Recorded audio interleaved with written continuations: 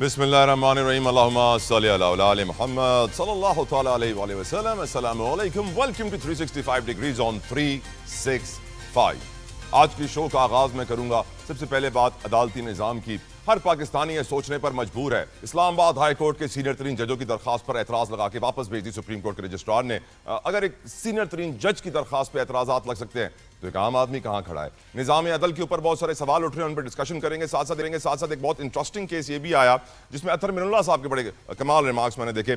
Supreme court ने first information report FIR दर्ज करने में पुलिस की जानिब से वसी पैमाने पर मुनज़्ज़म अंदाज में इनकार या ताखीर के वाक़यात का नोटिस लेते हुए करार दिया है कि इस लाज़मी कानूनी जिम्मेदारी से गफलत के लिए कोई जवाज़ नहीं दिया जा सकता, क्योंकि इस तरह की खिलाफ वर्जियाँ फौजदारी इंसाफ के निज़ाम पर अवाम के एतमाद को मुतज़लज़ल कर देती हैं।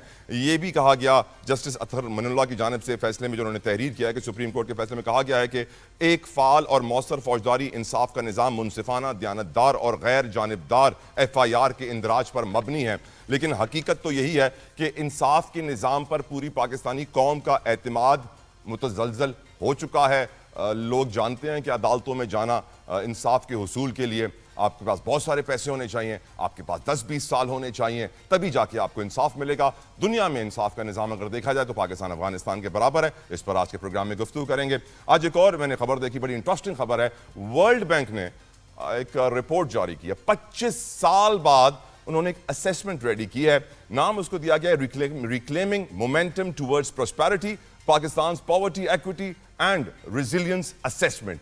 और ये साल 2000 में वर्ल्ड बैंक ने आखिरी बार की थी, अब उन्होंने दोबारा किया है और जिसके अंदर हैरत अंगेज नंबर्स दिए गए हैं। बताया गया है पाकिस्तान में गुर्बत कैसे बढ़ रही है, कितने हमारे बच्चे स्कूलों से बाहर हैं, कितने हमारे बच्चे मैल न्यूट्रिशन का शिकार हैं और कितने 75% बच्चे जो प्राइमरी स्कूल ख़त्म करके निकलते हैं वो एक बेसिक छोटी सी कहानी की किताब भी नहीं पढ़ सकते, वर्ल्ड बैंक कह रहा है। तो सोचने की ज़रूरत है आज पाकिस्तान कहाँ खड़ा है, क्योंकि इस रिपोर्ट में ये कहा गया है कि पाकिस्तान में इस वक्त जो एग्रीकल्चर सेक्टर है बड़ा तबाह हो रहा है। लोग फार्मिंग छोड़ के, ज़राअत छोड़ के दूसरे कामों में लग रहे हैं। बताया गया इस रिपोर्ट में कि over 85% of the jobs remain informal.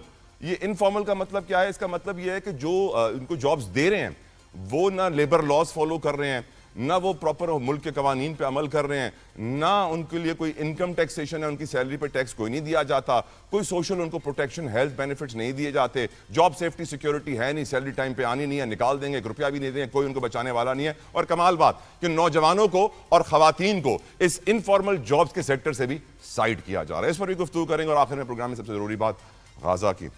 हमारे फ़लस्तीनी भाई बड़ी मुश्किल में हैं। आज भी हम कुछ नहीं कर सकते। दुनिया में 2 अरब के करीब मुसलमान हैं, इतने सारे मुसलमान मुल्क हैं, ये 70-80 लाख यहूदी मुसलमानों पे भारी। और अमेरिका ने क्या गेम खेली है, मैं सलाम पेश करता हूँ ट्रंप को, क्योंकि यकीनन उन्होंने जो गेम खेली है सबको समझ में आ रही है। अब देखना यह है कि ट्रंप की जो कल मुलाकात है अमेरिका में बड़े बड़े मुसलमान मुल्कों के लीडर्स से, और वो क्या कह रहे हैं मैं आपको बताना चाहूँगा। ट्रंप ने कहा है कि पाकिस्तान समेत मुस्लिम ममालिक अपनी फ़ौज, मुसल्लह अफवाज को गजा भेजें इजराइल को पीछे करने के लिए। यानी एक तरफ डोनाल्ड ट्रंप नेतन्याहू को टोनी हॉक मिसाइल्स दे रहा है, पैसे दे रहा है, मिलिट्री एड दे रहा है बिलियंस ऑफ डॉलर की, असला वसला सब सपोर्ट हर चीज दी जा रही है इस वक्त अमेरिका की जानिब से इजराइल को। और दूसरी तरफ अमेरिका क्या कह रहा है? मुस्लिम ममालिक अपनी फौज भेजें इजराइल को पीछे धकेलने के लिए। बड़ी अफसोसनाक बात है, इसके ऊपर भी गुफ्तगू करेंगे। प्रोग्राम का आगाज करते हैं। वेलकम करना चाहूंगा अपने मेहमानों का, विदाउट एनी इंतजार नहीं करवाना चाहिए। बैरिस्टर तैमूर मलिक साहब मेरे साथ मौजूद है फ्रॉम पाकिस्तान तहरीक इंसाफ। मलिक साहब अस्सलाम वालेकुम, thank you so very much for your time. Peoples party के सीनियर रहनुमा, किसी तारुफ के मोहताज नहीं, रजा हारून साहब अस्सलाम वालेकुम। रजा साहब आपके वक्त के लिए जज़ाकल्लाह खैर। PMLN से इंजीनियर राजा कमरुल इस्लाम साहब, thank you so very much engineer साहब फॉर योर प्रेशियस टाइम, जज़ाकल्लाह खैर। Let's start the discussion from barrister Taimur Malik साहब। माहिर कानून भी हैं बैरिस्टर साहब आप। ये पहला सवाल मैं आपसे पूछना चाहूंगा, आज जब एक पाकिस्तानी देखता है कि इस्लामाबाद हाई कोर्ट की 5 जिसकी दरखास्तें एतराज लगा के खारिज कर दी जाती हैं, वापस भेज दी जाती हैं, तो फिर वो सोचता है कि अब जजेस की दरखास्तें खारिज हो रही हैं तो हमारी दरखास्तें कैसे अप्रूव होंगी। थोड़ा इस खबर के ऊपर आप रोशनी डालेगा बैरिस्टर तैमूर मलिक साहब। जी बिस्मिल्लाहिर्रहमानिर्रहीम। देखें, बड़ा अफसोसनाक है ये, और हमसे तो बतौर कानूनदान या कानून के तालिब इल्म के तौर पर आवाम रोज़ ये सवाल पूछती है कि आप इस निज़ाम इंसाफ के अंदर आप वकालत कैसे करें, आप क्या उम्मीद रखते हैं, आप क्यों अदालतों के सामने रोज़ हार जा रहे हैं। मेरे से आज भी सवाल पूछा गया, मैं आपको पता है शाह महमूद कुरैशी साहब का भी वकील हूँ, उनकी बरियत हो चुकी है बहुत सारे केसों में, सिर्फ उनकी बेल्स पेंडिंग है। उन्हीं सिमिलर केसेस के अंदर آج بھی لگی ہوئی تھی. آج جج صاحب چھٹی پہ تھے, پچھلی دفعہ پروسیکیوشن شاید چھٹی پہ تھی, اس سے پچھلی دفعہ ریکارڈ نہیں تھا, اور اب 10 اکتوبر کی ڈیٹ پڑ گئی ہے. تو یہ جو ججز کے ساتھ اب جو ہوا ہے, اس کا بیک گراؤنڈ ہے کہ عوام جو ہے وہ خود اپنے کیسز میں, اپنے قائدین کے کیسز میں, سول سوسائٹی کے, ہیومن رائٹس کے کیسز میں وہ یہ دیکھتے آ رہے ہیں کہ جی انصاف ناپید ہو چکا ہوا ہے. اور بڑے افسوس کی بات ہے, جو آپ جب ملک کی معیشت کی طاقت کی بات کرتے ہیں, باہر سے فورن انویسٹمنٹ لانے کی بات کرتے ہیں, تو کانٹریکٹ انفورسمنٹ, عدالتی نظام, نظام عدل جو ہے وہ بہت ایک اہم, رول آف لا ایک بہت اہم اپنا مقام رکھتا ہے ساری چیزوں کے اندر. اب جب آپ کے سامنے ویژولز آئیں گے کہ جی 5 سینئر ججز خود اپنا مقدمہ دائر کرنے کے لیے جاتے ہیں, جو آپ نے بھی دیکھی, پورے پاکستان نے فوٹیج بھی دیکھی, تصاویر بھی دیکھی, اور اس کے بعد اعتراض لگ کر وہ درخواستیں واپس بھی ہو جاتی ہیں, تو ظاہر ہے بہت بڑا سوالیہ نشان ہے اس ساری چیز کے اوپر. میرے خیال میں کہ ہمیں سیاست سے بالاتر ہو کر پاکستان کے جو باقی اس وقت حالات ہیں ان سب کو سائڈ پر رکھ کر نظام کے انصاف کو برباد نہیں کرتے. اور یہ تیمور صاحب جو اعتراض لگایا گیا ہے بنام پی آئی اے کے ذاتی رنجش تھی, یہ ذرا تھوڑا اس کے اوپر ایلیبوریٹ کیجئے گا سر.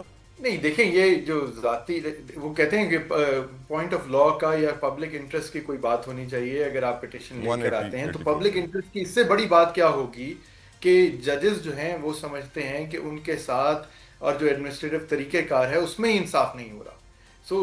ایک ہائی کورٹ کے جج کی تعیناتی سے لے کے جو رولز آف بزنس بننے ہیں, پروسیجر بننے ہیں, ہائی کورٹ کے ایڈمنسٹریٹو طریقہ کار کے جو کمیٹیز بننی ہیں, کیسز کی فکسیشن کے معاملات ہیں, سینیورٹی کے معاملات ہیں, یہ ان کے کوئی گھر کے معاملات تو نہیں ہے نا. یہ مطلب اسلام آباد ہائی کورٹ جو ہے وہ ظاہر ہے ایک پبلک انٹرسٹ کا فورم ہے. تو میرے خیال میں ایسی بات پہ اعتراض لگانا, اب میں وہ بات کرنا نہیں چاہ رہا تھا, لیکن کیونکہ پبلک انٹرسٹ کی آپ نے بات کی ہے, تو آج دیکھیں ایک چرچا ہوا ہے ایک کیس کے بارے میں جو کسی تھرڈ پرسن نے دائر کر دیا ہے عمران خان صاحب اور بشرا بی بی کے بارے میں. اب اس میں اعتراض نہیں لگایا گیا, اس کو ٹیک اپ کر لیا گیا.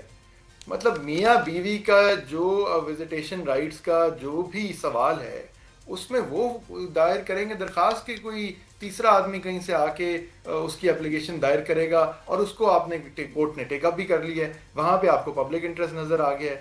لیکن یہاں اسلام آباد ہائی کورٹ کے ججز نے درخواستیں دائر کی ہیں, وہاں آپ کو پبلک انٹرسٹ نظر نہیں آ رہا. صرف اسلام آباد ہائی کورٹ کے ججز کی درخواستیں خارج نہیں ہو رہی ہیں سر, پی ٹی آئی کی بھی درخواستیں اسی سپیڈ سے خارج ہو جاتی ہیں. کمال بات ہے سر. پی ٹی آئی کی تو آج بھی ہوئی ہیں, وہ ہر وقت خارج بھی ہو رہی ہیں, اعتراض بھی لگ رہے ہیں, آگے چل نہیں رہے. لیکن میں پھر یہ کہوں گا کہ دیکھیں یہ پی ٹی آئی کے چکر میں آپ پاکستان کے 25 کروڑ عوام کا انصاف کے نظام کے اوپر سے پورا اعتماد جو ہے وہ ختم نہ کر دیں. بہت اچھی بات کی تیمور صاحب. میں یہی سوال اٹھاؤں گا میں رضا ہارون صاحب کی طرف. رضا ہارون صاحب, یہ سوال بہت سارے لوگ کرتے ہیں کہ صرف پی ٹی آئی کے چکر میں پورے نظام عدل کو تباہ کرنا پاکستان کو بہت زیادہ نقصان پہنچانے کے برابر ہے. اور جو آج جسٹس اطہر من اللہ نے کہا رضا بھائی, وہ کہتے ہیں کہ ایف آئی آر کٹوانا ایک بہت بڑا چیلنج ہو جاتا ہے, اس میں تاخیر کی جاتی ہے, اس میں پریشر دیا جاتا ہے, اور بڑی مشکل سے ایف آئی آر کٹتی ہے, اور ایف آئی آر کٹتی بھی ایسی ہے کہ کیا ہی بات ہے. اس کے اوپر تھوڑی آپ روشنی ڈالیے سر کہ کیا پی ٹی آئی کے چکر میں نظام عدل کا یہ حال ہوا ہے یا پہلے سے ہی نظام عدل ایسا تھا؟ نہیں, ہمارے یہاں جوڈیشری جو ہے نا طلب بھائی, وہ انفارچونیٹلی یا فارچونیٹلی 2022 کے بعد تو وجود میں نہیں آئی نا. اور تھانے ہمارے یہاں جو ہے 2022 کے بعد تو نہیں ایف آئی آر کاٹنا شروع کی. یہ تو شروع سے سسٹم دیکھ رہے ہیں. اطہر من اللہ صاحب نے, محترم جج ہے, کوئی نئی بات تو کی نہیں ہے. اب اس کو کسی فیصلے میں لکھ دینے سے کیا فرق پڑتا ہے. یہ چیز تو ہم روزانہ, میں اور آپ تو چلیں پھر بھی کسی کو فون کروا دیں گے, تھوڑا بہت اثر رسوخ رکھتے ہیں. ایک عام آدمی تو بڑے کئی برسوں سے یہ چیز فیل کر رہا ہے, فیس کر رہا ہے. یہ تو کوئی نئی بات ہی نہیں کہ ایف آئی آر کا کٹنا, ایف آئی آر میں ہی چارج کر دیتے ہیں بیسیکلی. یہ تیمور بھائی بیٹھے ہیں, بہتر بتائیں گے. ایف آئی آر تو فرسٹ انفارمیشن رپورٹ ہوتی ہے, آپ اسی میں دفعات لگا دیتے ہیں بغیر انویسٹیگیشن کے, بغیر تحقیق کے. تو دنیا میں کہیں ایف آئی آر کے طریقہ کار تھوڑی ہے کوئی. یہ تو بڑا مطلوب طریقہ کار ہے. آپ چارج کرتے ہیں بندے کو, بعد میں آپ اس پہ جو قانون کی شکیں ہیں یہ بعد میں لگاتے ہیں نا, جب آپ کو کچھ پتا چلے کہ بھئی کس بات کی ہے. یہ تو ہمارے ایف آئی آر میں لکھ دیا جاتا ہے. وہ ساری عمر یہ بیٹھ کر وہ بندہ جو کہ اس میں جس میں نامینیٹ ہو گیا ہے وہ یہی ثابت کرتا رہے کہ یہ. اور رضا صاحب, یہ فوجداری مقدمات کے بارے میں کہا ہے انہوں نے, اطہر من اللہ صاحب نے, کہ یہ جو ہو رہا ہے یہ فوجداری انصاف کے نظام پر, وہ بھی میرے خیال میں تھوڑا سا اوور ریچنگ ہے نا. آپ کسی مقدمے کا فیصلہ کر رہے ہیں, اس میں ایک آپ نے رننگ کامنٹ دے دیا محترم جج ہیں. یہ تو معاشرے کی حقائق ہے نا, ان کو درست کرنے کی ضرورت ہے نا. اس پہ تو بات کرنا ایسا ہے کہ میں جیسے آپ کو اس وقت آج کا ابھی وقت بتا رہا ہوں, تو آپ کو پتہ ہے نا آپ کے ہاتھ میں گھڑی ہے. اصل تو مسئلہ ہے کہ حل کی طرف جانا نا, کہ حل کیسے ہوگا, ٹھیک کیسے ہوں گی چیزیں. اور ججز کا میں نہیں سمجھتا, بڑا محترام ہے کہ ججز کا کام کامنٹری کرنا ہے نا اس طریقے سے. ججز کا کام تو اپنے فیصلے میں کوئی حل دینا ہے. ججز کا کام تو اپنے فیصلے میں کسی کو اکاؤنٹیبل ٹھہرانا ہے, کسی کو ریلیف دینا ہے, کسی کو اکاؤنٹیبل ٹھہرانا ہے. رضا صاحب, آپ نے اپنی زندگی میں آخری بار پہلے کب دیکھا تھا کہ ہائی کورٹ کے 5 ججز چل کے سپریم کورٹ گئے, درخواست لگاتے ہیں اور درخواست خارج ہو جاتی ہے؟ اس پہ میرا ایک پوائنٹ آف ویو ہے, لیکن جو آپ میڈیا پر بیٹھے ہیں وہ چلے گا نہیں. تیمور بھائی بھی بیٹھے ہیں, وہ سمجھ رہے ہوں گے. سر ہم درود شریف سے پروگرام شروع اسی لیے کرتے ہیں, اللہ کا نام لے کے اللہ میں طاقت دے. میں اسی لیے میں یہ کہہ رہا ہوں کہ دیکھیں نا, ایک ہوتا ہے کہ پاپولر ایکٹیویٹی کرنا, ایک ہوتا ہے کہ قانون اور آئین کے مطابق چلنا. اب جو وہ سارا ایپیسوڈ ہے اس کا بیک گراؤنڈ جو ہے ایک محترم جج کی جو ہے وہ ڈگری چیلنج ہوئی ہے فار رائٹ اور فار رانگ. وہ فیصلہ میں نے آپ نے نہیں کرنا, اس کا ایک فورم موجود ہے, اس فورم پہ اس فیصلے میں ہونا ہے. اب اس کے نتیجے میں اگر کسی جج کو کام کرنے سے روکا گیا ہے تو یقیناً کوئی نہ کوئی پروسیجرل کوئی میٹر ہوگا, کوئی چیزیں ہوں گی جس کو استعمال کیا جاتا ہے, جس کو یوز کیا جاتا. میں تو جج نہیں ہوں, مجھے نہیں پتا کہ جوڈیشری میں کیا کیا پروسیجرز ہیں, لیکن ایشو یہ تھا کہ ایک جج کے اوپر ایک ایلیگیشن ہے کہ ان کی ڈگری جعلی ہے. اس کو پروف کرنے میں 2 سیکنڈ لگتے ہیں. جوڈیشل کمیٹی کا جوڈیشل فورم کا اجلاس ہو, وہاں جا کے ثابت کر دیں, ختم ہو جائے گی بات. جج پہ الزام لگ جائے تو دنیا کی تاریخ میں کسی جج کو کھڑا ہو کے کوئی صرف اتنا کہہ دے کہ جی آپ کی میری جان پہچان ہے, آپ کا میرا کوئی دشمنی پرانی چلی ہو, تو اپنے آپ کو ریفیوز کر لیتا ہے, اٹھا لیتا ہے وہاں سے کہ بھائی مجھے تو انہوں نے مجھے ایک پوائنٹ آؤٹ کر دیا. تو جہاں جج پہ تھوڑا الزام لگا ہوا, میں نہیں سمجھتا اس کو پھر مقدمہ سننا چاہیے. دیکھیں معاشی مثالیں ہمارے پاس کیسی کیسی ہیں. آپ نے شوکت علی صدیقی صاحب کے ساتھ کیا کیا, آپ نے قاضی فائز صاحب کے ساتھ کیا کیا, کورٹ میں کھڑا کر دیا نا, ہم نے اپنا مقدمہ خود لڑا. ایسے ہی جج بھی اپنا مقدمہ خود لڑ لیں گے. جہاں تک بات ہے رجسٹرار کا اعتراض لگانا, دیکھیں 5 سینئر ججز ہیں یار, ایک بھی نہیں ہے. اگر رجسٹرار نے اعتراض لگایا ہے اس کا وہ جواب دے دیں گے نا, ان کو پتا ہوگا نا عدالتی کارروائی کیسے چلتی ہے, اعتراض کا جواب کیسے. میرے سوال کا جواب دیں, کیا اپنے لائف میں آپ نے پہلے کبھی ایسی سچویشن دیکھی باس؟ نہیں, میں نے تو لائف میں بہت سی چیزیں دیکھی ہیں, بہت سی نہیں بھی دیکھی ہیں نا. میں نے تو جوڈیشری کے اندر لڑائی جھگڑا بھی دیکھا ہے. میں نے تو وکلا کو عدالتوں میں مکے مارتے دیکھا ہے ججز کو. میں نے تو, اور آپ نے جو ہے وہ تو جوڈیشری کے اندر بہت کچھ ایسا ہوتا دیکھا ہے کہ جو دنیا میں کہیں نہیں ہوتا. میں نے تو ججز کو پی سی او کے تحت حلف اٹھاتے دیکھا ہے, اور میں نے, مجھے یاد ہے 7 ججز تھے طلع بھائی جنہوں نے حلف نہیں اٹھایا. ان میں سے ایک وجیہ الدین صاحب تھے, سید عمر صدیقی صاحب تھے, بہت سارے انہوں نے منع کر دیا, بعض نے اٹھایا پی سی او پہ جج. تو تاریخ تو جوڈیشری کی, عدلیہ کی ایسی ہے ہمارے یہاں. لیکن یہ ہے کہ کیا یہی چلتے رہنا چاہیے؟ نہیں, یہ نہیں چلتے رہنا چاہیے. اور ایک کامنٹ میں ضرور کروں گا, تیمور بھائی نے ایک بات کی ہے, یہ جو مقدمہ دائر ہوا ہے نا عمران خان صاحب تو ان کی اہلیہ کے بعد سے, انتہائی میں سمجھتا ہوں غیر اخلاقی, بلا وجہ کا, اور اس کو ہیئرنگ پہ ہی نہیں جانا چاہیے تھا.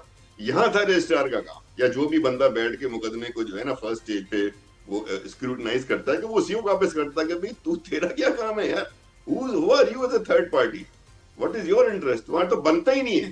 بالکل ٹھیک. انجینئر صاحب, رضا صاحب نے بڑی اچھی بات ہمیں بتائی ابھی کہ کس طرح پی سی او کے 7 ججز تھے جنہوں نے حلف اٹھا لیا تھا, اور بہت سارے تھے جنہوں نے انکار کر دیا تھا. اس ساتھ میں نہیں اٹھایا تھا سر, آپ نے کہا کچھ نہیں, ساتھ نے اٹھایا تھا آپ نے کہا سر, یا ساتھ نے نہیں اٹھایا تھا؟ ساتھ نے نہیں اٹھایا تھا, ساتھ نے نہیں اٹھایا تھا, باقیوں نے اٹھایا تھا. وجیہ الرحمان صاحب تھے. بالکل ٹھیک سر. اس ایگزامپل سے یہ بات انجینئر صاحب واضح ہو جاتی ہے کہ اس دور میں بھی ججوں کے اوپر دباؤ ڈالا گیا, آدھے اس طرف گئے آدھے اس طرف گئے. اس دور میں بھی یہی لگ رہا ہے کہ دباؤ ڈالا گیا, 5 اس طرف ہیں باقی اس طرف ہیں. انجینئر صاحب, یہ دباؤ نظام عدل کو کس طرح تباہ کر رہا ہے, اس پہ روشنی ڈالیے. دیکھیں, پہلی بات تو یہ ہے کہ کسی بھی چیز کو اسکینڈلائز کیا جا سکتا ہے. اگر کوئی جج ہے, انفرادی مزدور ہے, لیبر ہے, کوئی بھی ہے انڈیویجول, وہ جب کسی عدالت میں جاتا ہے تو وہ اپیلنٹ ہے, یعنی وہ سینئر ہے یا جونیئر ہے, یہ رسپیکٹیو آف دا فیکٹ. جب ہم نے دیکھا, یہ بہت سی چیزیں پہلی دفعہ دیکھی ہیں. پہلی دفعہ دیکھا کہ سپریم کورٹ کے ایک جج نے, وہ ہم نے دیکھا کہ وہ احتساب کورٹ کی جو ہے وہ مانیٹرنگ جج اپوائنٹ ہوا کہ جی اس مقدمے کو کیسے مانیٹر اس نے کرنا ہے. ہم نے پہلی دفعہ دیکھا کہ فیصلوں میں جو ہے انہوں نے بلیک ڈکشنری کو کوٹ کیا, اور ایک ایسی چیز کو کوٹ کیا جو اس سے پہلے ٹریڈیشن ہی نہیں تھی کہ کسی چیز کا وہ نہ لینے پہ فیصلہ دے دیا. اسی طرح بہت سی ایسی چیزیں دیکھی. تو اگر اب ٹریڈ یونین والا ماحول جوڈیشری میں بن رہا ہے, جوڈیشری کی تاریخ پاکستان میں کوئی اتنی درخشاں کبھی بھی نہیں رہی ہے, بالکل اس میں کوئی شک نہیں ہے, لیکن نواز شریف صاحب ثاقب نثار کو دعائیں دیتے تھے لیکن ان کے خلاف کچھ نہیں کر پائے. نواز شریف صاحب ثاقب نثار کو دعائیں دیتے تھے لیکن ان کے خلاف کچھ نہیں کر پائے. فیض صاحب کا کورٹ مارشل ہو رہا ہے. دیکھیں آپ جب سوال کرتے ہیں میری گزارش ہے کہ وہ ٹائم کم از کم اس کو آپ وہ سارا ردم توڑ کے اور بیچ میں ایک ایسی چیز لے آتے ہیں. تو میں پہلے بھی وہ شعر پڑھنے لگا تھا کہ چل ہے میری غریبی کا تماشا دیکھنے والے، یہ محفل اٹھ گئی جس دم تو مجھ تک دور جام آیا. پہلے تو وہ ساری چیزیں ڈسکشن کے بعد، اب آخر میں اگر مجھے وقت دیا سر ٹی وی پہ ہم جام کا ذکر کم کرتے ہیں لیکن آپ پلیز اپنے سوال کا جواب دیں. سر میں اپنا ویو پوائنٹ آپ کی بھاری بھرکم اور خوبصورت آواز کے سامنے جو ہے وہ کسی کا دیا نہیں جلتا، لیکن مجھے دے دیں. اب میں ساری وہ چیز بھول گئی تھی. ایف آئی آر کا ذکر ہو رہا تھا کہ انہوں نے کہا جی ایف آئی آر غیر جانبدار ہونی چاہیے. تو ایف آئی آر تو غیر جانبدار ہوتی ہی نہیں ہے، وہ تو کسی وقوعے کی انفارمیشن ہوتی ہے اور وہ فرسٹ انفارمیشن رپورٹ ہے اور وہ جانبدار ہوتی ہے. وہ ظاہر ہے ایک بندے کا بھی ہوتا ہے جو اس کا رائٹ ہے وہ پولیس میں رپورٹ کرتا ہے اور اس کے بعد پھر انویسٹیگیشن میں، اور اگر انویسٹیگیشن میں بھی کوئی چیز ایسی فلا ہو تو وہ پروسیکیوشن میں ہو جاتی ہے. ابھی میرے بھائی تیمور ملک صاحب کہہ رہے تھے کہ جی بیلز نہیں لگ رہی شاہ محمود قریشی صاحب کی یا وہ ہو نہیں رہی. دیکھیں اب یہ یہاں پہ ہی آپ اس تضاد کو تلاش کر لیں کہ شاہ محمود قریشی صاحب غالباً 3 کیسز میں بری ہو چکے ہیں.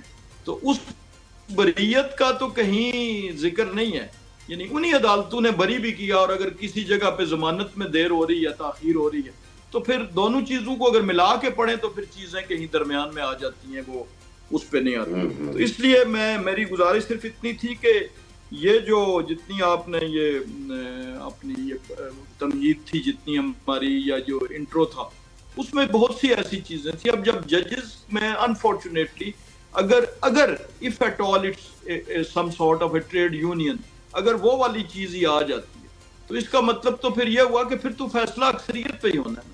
اب یہ بھی کبھی ہم نے ابھی نہیں دیکھا، شاید مستقبل میں دیکھیں کہ کہیں کوئی بینچ میں میجورٹی ججز کوئی فیصلہ دیں اور جو میجورٹی میں نہ ہوں 2-4 ہوں وہ اس کے خلاف جو ہے وہ مارچ شروع کر دیں. تو یہ بھی شاید ابھی آپ نے باقی چیزوں کا تو ذکر کیا کہ رضا ہارون صاحب سے پوچھا کہ یہ آپ نے دیکھا تھا اور یہ نہیں دیکھا، تو یہ بھی شاید ہمارے لیے دیکھنا اب رہ گیا.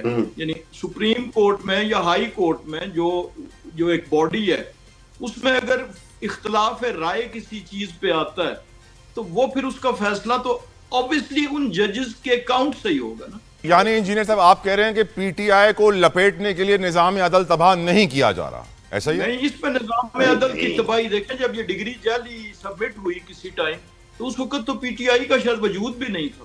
تو اب اس ہاں سر وہ تو 38 سال پرانی ڈگری ہے سر، 38 ایئرز میں یہی گزارش کر رہا ہوں کہ یہ پیورلی جو ہے وہ جوڈیشل ایتھکس کا سوال ہے، سیاسی سوال تو ہے نہیں ہے. بالکل ٹھیک. 38 سال پرانی اگر چوری یا ڈکیتی یا قتل سامنے آ جائے تو کیا اس پہ کوئی عمل قانون کیا کہتا ہے اس بارے میں یا اخلاقیات کیا کہتے ہیں؟ مجھے سر رضا صاحب کے تاثرات یہ کہہ رہے ہیں کہ وہ کچھ ایڈ کرنا چاہ رہے ہیں. رضا صاحب کچھ ایڈ کرنا چاہ رہے ہیں، پھر میں بریک لوں.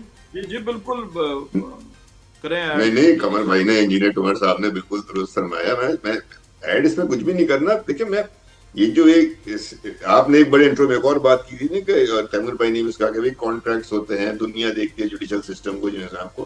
تو جو معاملات کے آپ کے لیے کمپلینٹ ریڈریسل فورمز ہیں جوڈیشری میں ہے نا موجود، اگر آپ نے ریڈریسل فورم نہیں جو ہے اس کو چنا، وہاں کے بجائے آپ چاہتے ہیں کہ کسی بھی طرح کی کارڈ فار سیک آپ کے پریشر ٹیکٹکس ڈیولپ کریں یا میڈیا ہائپ کریٹ کریں. اب اس دن مجھے تو کم از کم اچھا نہیں لگ رہا تھا، مجھے یقین ہے ان 5 ججز کو بھی اچھا نہیں لگ رہا ہوگا، ان کی واک کو میڈیا جو ہے وہ ریکارڈ کر رہا ہے اور وہ منع نہیں ہو رہا. کریکٹ. مطلب میں دنیا میں جن ججز کو دیکھتا ہوں، with due respect to all ججز، میرا کسی ججز سے ذاتی یا کوئی مسئلہ نہیں ہے، لیکن میں دنیا میں کئی ججز کو اس طریقے سے میڈیا، اور وہ بھی موبائل کیمروں سے بن رہی ہے نا، تو الیکٹرانک میڈیا نہیں ہے، سوشل میڈیا میں خبریں آ رہی ہیں اور وہ بیٹھے ہوئے درخواستیں جمع کر رہے ہیں، اس وقت بھی ریکارڈنگ ہو رہی ہے.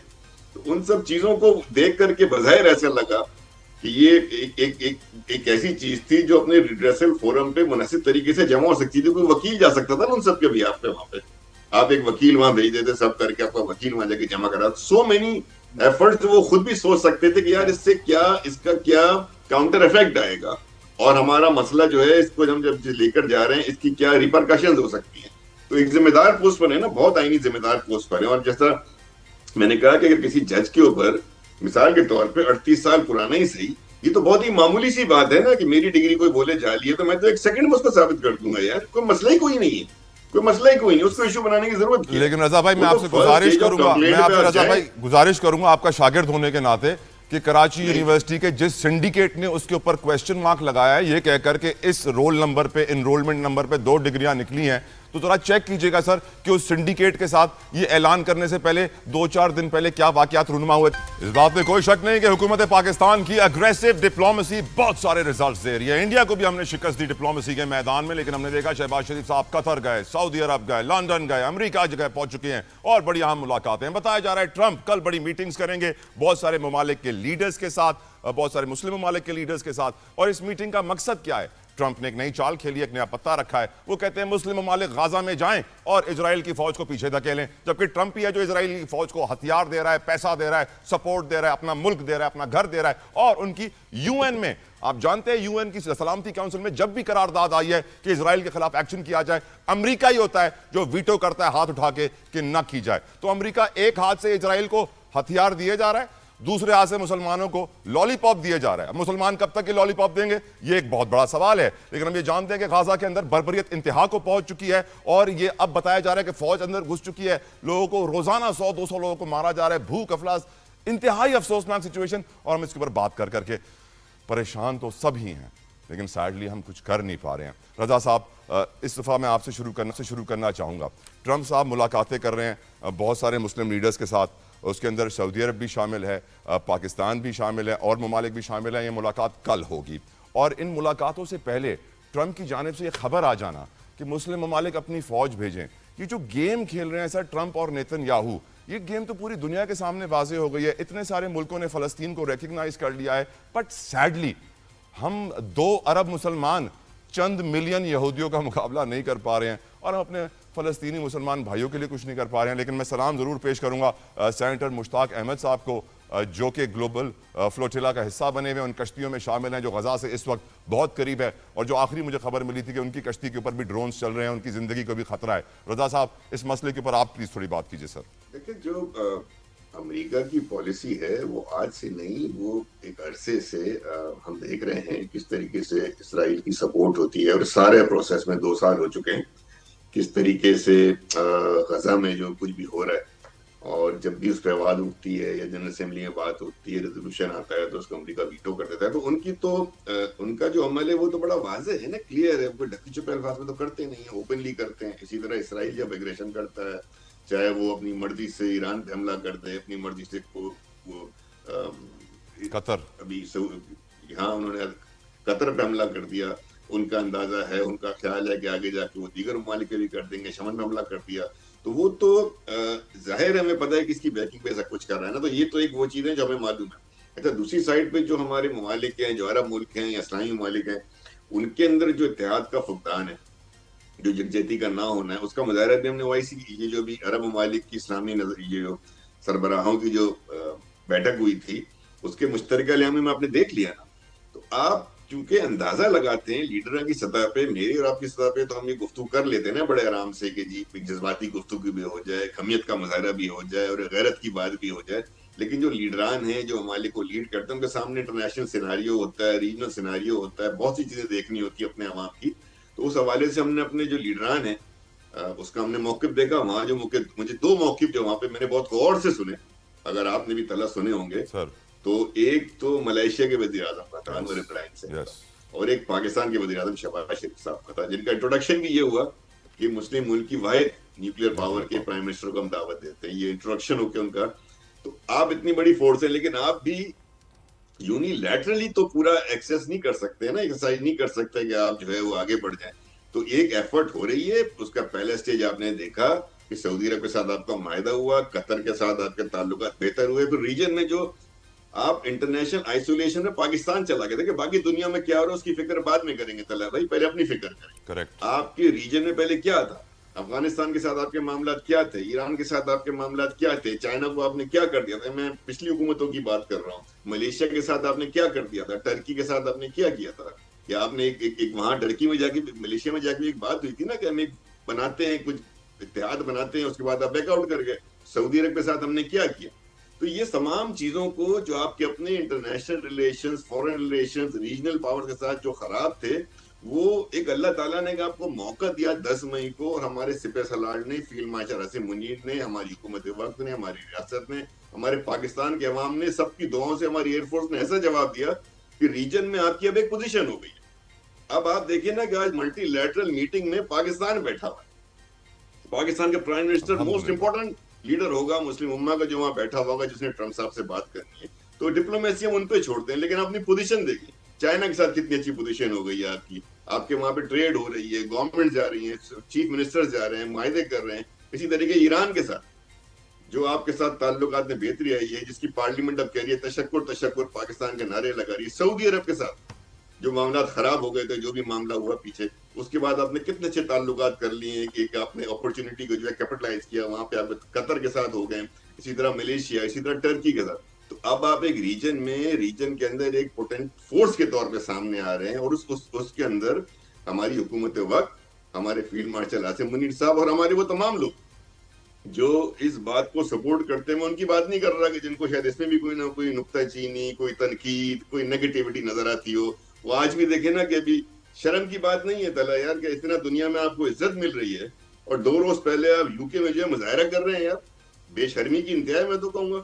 اور فکر کریں سب سے پہلے اپنے ملک کی یار. آپ اتنے مضبوط ہو جائیں سیاسی، معاشی، عسکری اور تمام معاملات میں، کہ پھر آپ دوسروں کی مدد کرنے، دوسروں کو اپنا ہاتھ دینے کے، کوئی آپ کا ہاتھ تھامے تو اس کی آپ مدد کر سکیں. بے شک سر، So بہت اچھی بات. یہ جو ہمارے ٹیک آف ہو رہا ہے، let's everybody support it. آپ کے پولیٹیکل، ٹھیک ہے آپ کی پولیٹیکل اختلافات ہوں گے، سیاسی اختلافات ہوں گے، اس کو اسی حد تک رکھیں میرے بھائی. ریاست کے معاملات کے اندر جو ہے نا، یہ ٹائمنگ پاکستان کے لیے، پاکستان کے مستقبل کے لیے، پاکستان کی ترقی کے لیے، ریجن کی ترقی کے لیے، پاکستان کے لیے بہت امپورٹنٹ ہے. انجینئر صاحب، 200 کروڑ کے قریب مسلمان دنیا میں اور 1 کروڑ سے بھی کم یہودی دنیا میں.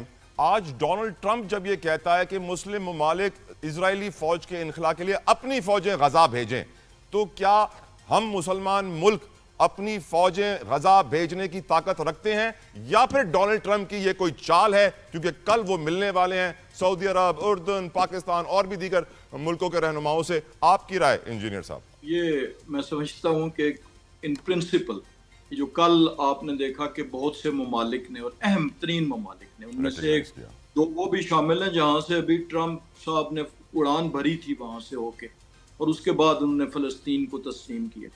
اور یہ جو غزہ کے ابھی جو حالیہ حالات ہیں، انہوں نے مسئلہ فلسطین کو اس طریقے سے دنیا میں اجاگر کیا ہے کہ ایسی حمایت دنیا میں کبھی نہیں ملی.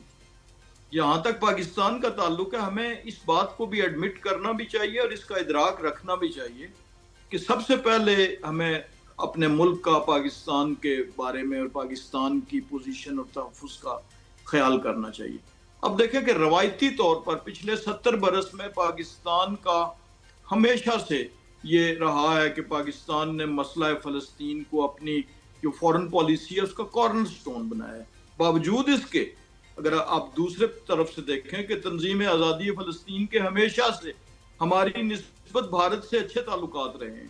ایون بہت سے ہمارے عرب دوستوں کے تعلقات جو ہیں ان کے ساتھ، ہمارے دشمن کے ساتھ وہ تھے، لیکن پاکستان نے یہاں پر پرنسپل کا کے بنیاد پر ہمیشہ جو ہے وہ اسرائیل کی، یعنی آپ دیکھیں کہ پاکستانی پاسپورٹ پہ ایک ملک ہے جہاں آپ جا نہیں سکتے. آپ بھارت جا سکتے ہیں لیکن اسرائیل نہیں جا سکتے. یہ پاکستان کی اس اصول پسندی کی اور بیک بون کا ایک سب سے بڑا ثبوت ہے.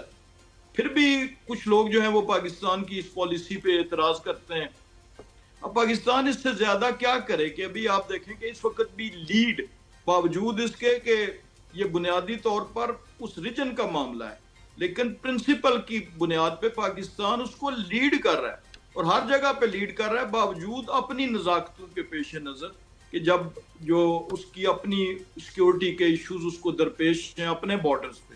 یعنی 2 ہمسایہ ممالک جو ہیں، ایک نے تو باقاعدہ کراس بارڈر اعلانیہ ہاسٹیلٹی کی اور دوسرے کے بارڈر سے جو ہے آپ پہ دہشت گردی کی ایک جنگ سوار ہے کہ جو پراکسی وار کی شکل میں. اس کے باوجود، ان معاشی صورتحال کے باوجود، پاکستان نے جس طریقے سے فلسطین کا اور غزہ کے مسلمانوں کا پرچم بلند کیا، اس سے زیادہ اور پاکستان سے توقع بھی کیا جا سکتی ہے. ہمیں ذمہ داری کا ثبوت دے کے اور اس پہ چلنا چاہیے. اور بالکل ٹھیک سر. بیرسٹر تیمور صاحب آپ کا اس پہ اوپینین سر. دیکھیں میں پہلے بات یہ کروں گا جس طرح رضا ہارون صاحب نے بات کی کہ بالکل جو ہمارے انٹرنیشنل معاملات ہیں ان کے اوپر سیاست سے بڑھ کر بالاتر ہو کر ہمیں بات کرنی چاہیے. اور آپ دیکھیں جب انڈیا کے ساتھ جنگ ہوئی تو آپ نے دیکھا کہ قوم ایک تھی, اس میں کوئی سیاسی اختلاف نہیں تھا. جو پاکستان کی سب سے بڑی جماعت ہے اس کے لوگ بڑھ چڑھ کر پاکستان کی افواج کے اور پاکستان کا جو شخص پاکستان کے لیے اس وقت کام کر رہا تھا اس کے ساتھ کھڑے تھے. اسی طرح اب آپ سیلاب کی بات کر لیں تو سیلاب کی صورتحال میں بھی میں خود اس وقت پچھلے کچھ ہفتے جو ہیں وہ زیادہ تر اپنے جنوبی پنجاب کے خاص طور پہ اپنے حلقے میں ملتان میں اور دوسری پارٹیز کے لوگوں کے ساتھ ہی ہم کام کر رہے ہیں. پھر جو ہم نے قانون اور انصاف کی بات کی وہ بھی ایک ایسا موضوع ہے جس کے اوپر ہمیں سیاست سے ہٹ کر کام کرنا چاہیے بیکاز اس کا امپیکٹ ہر کسی کے اوپر آتا ہے. خاص طور پہ انٹرنیشنل ریلیشنز میں تو وہ کہتے ہیں کہ جی foreign countries they don't have friendships they have interest. تو اس وقت ہمارے سے ان کا چاہے وہ اسلامک بلاک ہو, چاہے رشیا ہو, چاہے چائنا ہو, امریکہ ہو, سب کا ایک انٹرسٹ بن رہا ہے ہمیں. اور یہ مشکل کام ہے کہ سب کے ساتھ آپ ایک ریلیشن شپ چلا سکیں. ایز انڈیویجولس بھی آپ مختلف انٹرسٹ گروپس کے ساتھ ریلیشن شپ رکھنا کوئی آسان نہیں ہوتا, خاندان کے اندر بھی آسان نہیں ہوتا. تو یہ تو پھر ایک ہم دنیا کے اسٹیج کے اوپر بات کر رہے ہیں. سو جو پاکستان اس وقت کر رہا ہے بالکل اس کی تعریف بنتی ہے. اور ساتھ ہی میں ذکر کروں گا جو پاکستان اور سعودی عرب کی میوچل ڈیفینس پیکٹ ہوا ہے, ایگریمنٹ ہوا ہے, وہ بھی بہت خوش آئند ہے. میں چاہوں گا آپ سینیٹر مشتاق کی بھی تعریف کریں سر, انہوں نے بڑی ہمت کی ہے, کسی اور سیاستدان نے یہ ہمت نہیں کی. میں اسی پہ آ رہا ہوں جی سر, میں اسی پہ آ رہا ہوں کہ آپ دیکھیں فلسطین کی اگر ہم بات کریں تو جو ان کو ایڈ جانی چاہیے, جو ان کو مدد ملنی چاہیے بالکل پہنچنی چاہیے. اور یہاں پہ آپ سینیٹر مشتاق صاحب بالکل وہ گئے ہیں, ایک پاکستانی ہیں, وہاں پہ ریپرزینٹ کر رہے ہیں پاکستان کو. اللہ ان کی زندگی کی حفاظت فرمائے اور وہ اپنی ایڈ لے کے وہاں تک پہنچ سکیں. لیکن ساتھ ہی میں بات کروں گا کیونکہ میڈیا پہ کوئی بات نہیں کرتا, لیکن ملالہ یوسف بھی ایک پاکستانی ہے. وہ شاید مجھے نہیں پتا کسی اور پاکستانی نے ابھی تک وہاں پہ خواتین, بچوں اور ان کی تعلیم اور باقی چیز کے لیے کوئی ایڈ دی ہے کہ نہیں دی, لیکن ملالہ فنڈ نے دی ہے. سو ہمیں ان کی بھی تعریف کرنی چاہیے. ہمیں سیاست سے اور اپنی سوچ سے, اپنے انٹرسٹ سے, اپنی دوستیوں سے بڑھ کر ورلڈ بینک نے 25 سال بعد پاکستان میں غربت کے اوپر ایک رپورٹ جاری کی ہے. اس سے پہلے سال 2000 میں کی گئی تھی, اب 2025 میں کی گئی ہے. بتایا گیا اس رپورٹ کے اندر کہ سال 2001 میں پاکستان میں پاورٹی ریٹ, غربت کی شرح 64.3% تھی اور پھر یہ گھٹتی چلی گئی اور 2018-19 تک 21.9% پر غربت کی شرح آ گئی ہے. اور ہم یہ جانتے ہیں کہ اس وقت غربت کی شرح 47% کے قریب ہے, جو سال 2020 میں بڑھنا شروع ہوئی ہے. اب 47% یعنی ملک کی تقریباً آدھی آبادی 12 کروڑ کے قریب لوگ غربت کی لکیر سے نیچے جی رہے ہیں, 2 وقت کی روٹی کے لیے محروم ہیں. اور جو اس سے بھی زیادہ حیرت انگیز نمبر دیا گیا اس رپورٹ کے اندر, 85% 85% نوکریاں پاکستان میں انفارمل سیکٹر کی ہیں. لوگ اپنے ایگریکلچر فارمز کو چھوڑ کے یہ انفارمل جابز کی طرف جا رہے ہیں. ان انفارمل جابز میں کوئی لیبر قوانین نہیں ہے, کوئی لیجسلیشن نہیں ہے, کوئی پروویڈنٹ نہیں ہے, کوئی گریچوٹی نہیں ہے, کوئی سیفٹی نہیں ہے, کوئی سیکیورٹی نہیں ہے, جب چاہیں آپ کو نکال دیں, کوئی ہیلتھ سوشل پروٹیکشن نہیں ہے, کچھ بھی نہیں دیا جاتا, کوئی ٹیکس نہیں دیا جاتا, کچھ نہیں دیا جاتا. اور یہ ظلم ہے جو اس وقت پاکستانیوں پہ ہو رہا ہے. اور حیرت انگیز بات ایک اور انہوں نے بتائی ہے, ہمارے بچے 60% پاکستان کے بچے میل نیوٹریشن کا شکار ہیں, سٹنٹڈ گروتھ ہے. 1/4 بچے اسکولوں سے باہر ہیں, 2 کروڑ 62 لاکھ ہمیں معلوم ہے. 75% بچے جو پرائمری اسکول سے نکل رہے ہیں وہ ایک بیسک سٹوری بک بھی نہیں پڑھ سکتے.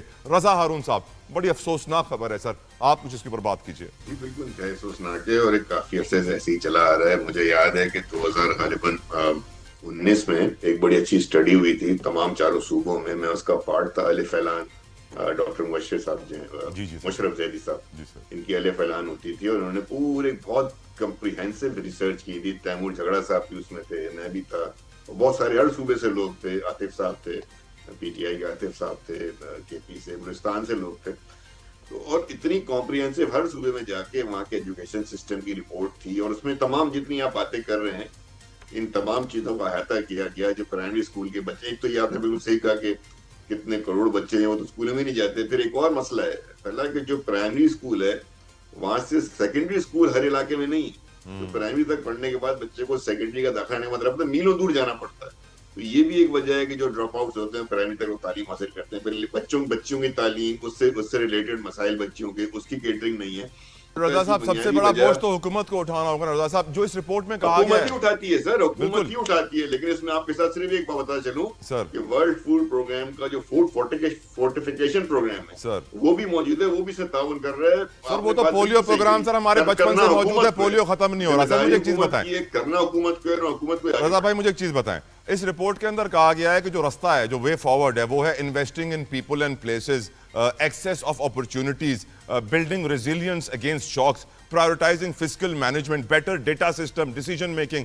سر میں حیران ہوں, ایسا ملک جو قرضوں پہ چل رہا ہے, اور اس کی قومی ایئر لائن, یہ بھی خبر آپ نے سنی ہوگی, پی آئی اے نے 2,85,000 ٹکٹیں فری دے دیں, 1,16,000 ٹکٹیں 95% ڈسکاؤنٹ پہ دے دیں, کتنی ہزار فلائٹیں 1-2 پیسنجر کے ساتھ چلائیں. ایک ایسا ملک جو قرضوں پہ چل رہا ہو سر, کیا وہاں پہ 25-25 لاکھ چیف جسٹس کی پینشن ہونی چاہیے؟ کیا ہماری حکومت کو فسکل مینجمنٹ یعنی اپنے اخراجات کم نہیں کرنے چاہیے؟ کیونکہ ان کی اگر آپ لائف دیکھیں سر, اور ایک غریب آدمی کی لائف دیکھیں, تو ہم سوچنے مجبور ہو جاتے ہیں کہ وہ کیوں ایسی لائف جی رہے ہیں جبکہ ان کے ملک کی قوم کا حال ایسا ہے. سر آئی ایگری ود یو, آپ نے جو بات کی اس میں کوئی اضافہ نہیں کر سکتا, میں صرف ایگری کر سکتا ہوں اور یہ سوچنا ہوگا. بالکل صحیح کہ میں ایگری کرتا ہوں آپ سے. انجینئر صاحب, your views on this serious subject sir. کلی طور پر اتفاق کرتے ہیں کہ جہاں پر ہمیں جو ہماری حکومتوں کے اخراجات ہیں, ایڈمنسٹریٹو کاسٹ, وہ تو کم کرنی چاہیے. تعیشات ہیں, گاڑیاں ہیں, آفیسز کے حوالے سے. اب جہاں تک اس دوسری چیزوں کا تعلق ہے, ورلڈ بینک کی رپورٹس جو ہیں وہ اس سے پہلے بھی, مثلا میں آپ کو اگر ابھی بتاؤں, یہ چند سال پہلے کی جو ایز آف ڈوئنگ بزنس میں جو ورلڈ بینک کا ڈیٹا ہے, اس کے مطابق پاکستان شاید چند وہ ان ملکوں میں جہاں ایز آف ڈوئنگ بزنس کی پروپورشن سب سے زیادہ ہے ان کے ڈیٹا کے مطابق. کیونکہ وہ جب جہاں سے ڈیٹا لیتے ہیں, یا جو سورسز ہیں ہر ایک ادا کی مختلف ہوتی ہے, ریسرچ کو جاننے والے یا ریسرچ کو انالائز کرنے والے اسے سمجھتے ہیں. اب ہمارے پاکستان میں جو ایجوکیشن کے متعلق ہے, یہ واقعی ہمارا پاکستان میں تعلیم کی جو شرح ہے وہ قابل رشک نہیں ہے. دنیا کی تھرڈ ورلڈ کنٹریز میں بھی ہمارا جو وہ ہے وہ نمبر نیچے ہے. تھینک یو انجینئر راجہ قمر الاسلام صاحب, تھینک یو رضا ہارون صاحب. دعا نے پیارے رب سے کہ یا اللہ اس ملک کے غریبوں کی مدد فرما, کیونکہ یہاں کے حکمراں تو بہت لیوش لائف سٹائل گزارتے ہیں. ان کے یہاں تو ڈنر کی ٹیبل کے اوپر 50-60 چیزیں بنتی ہیں, لیکن غریب 2 روٹیوں سے محروم. یا اللہ ان کی مدد فرما. آپ بھی میرے ساتھ کہیے آمین. I'll see you tomorrow. اللہ حافظ.